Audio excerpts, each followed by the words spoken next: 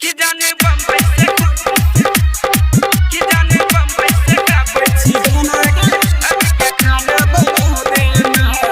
माँ कोसी recording studio Nirmali. एगो बात कहै छियौ जानू कनी ध्यान से सुनी हगे। एगो बात कहै छियौ सोना कनी ध्यान से सुनी हगे।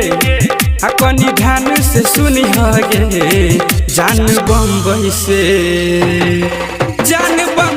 गाबै छी गाना अब के खाना बना देना।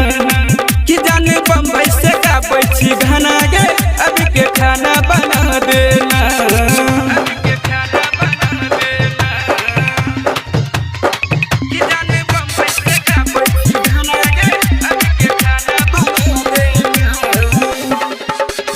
मुंबई शहर पूरा भेल छगे नामी तब किया कहे छ तू हमने रे जानी।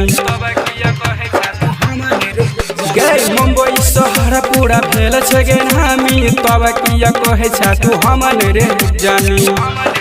हे के काजरा वाली छौरी एना बतिया नहीं तू बना।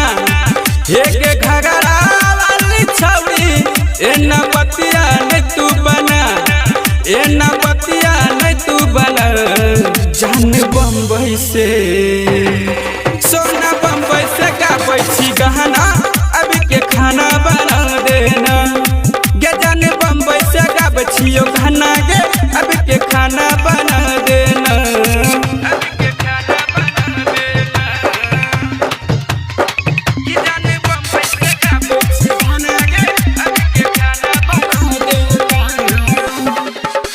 मुंबई शहर में लागै छै रुपैया बोले न अब की करबै रुपैया गे सोना बोला।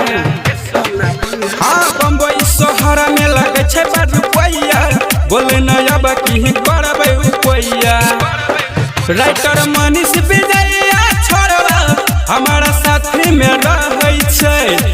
राइटर मनीष विजया छोड़वा हमारा साथी में रहै छै। कि हमरा साथी में रहै छै। जान बम्बई से सोना बम्बई से गाबै छियो गाना गे